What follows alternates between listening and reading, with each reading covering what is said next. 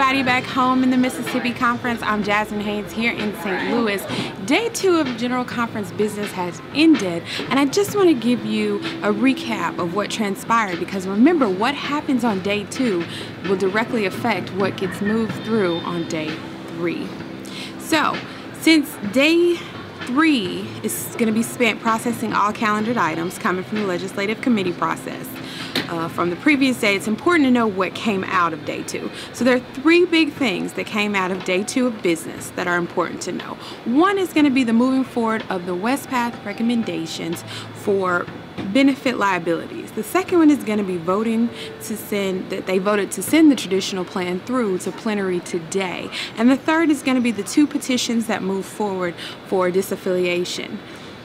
So first, when we look at the WestPath recommendations for benefit liability, that essentially just means it's a plan for how conferences can limit their liabilities when benefits with a clergy person who's enrolled in WestPath decide to leave the United Methodist Church.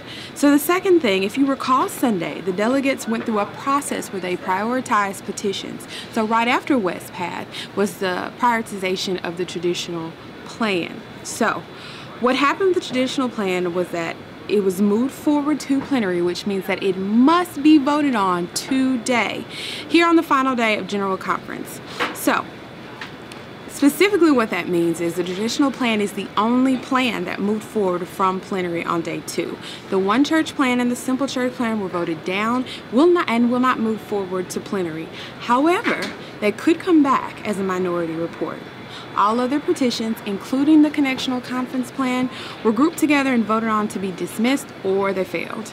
There was a request for a declaratory decision on the traditional plan sent to the Judicial Council. Now, the Judicial Council is the highest judicial body in the United Methodist Church. So these 9 people are to the United Methodist Church what the Supreme Court is to the United States.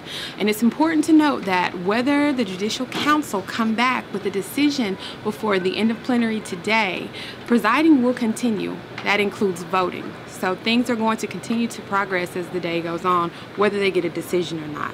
And finally, the 2 plans for disaffiliation, one by Taylor and one authored by Boyette, seek to chart a more clear path, a straightforward path to use for churches or congregations rather, who want to disaffiliate from the United Methodist Church.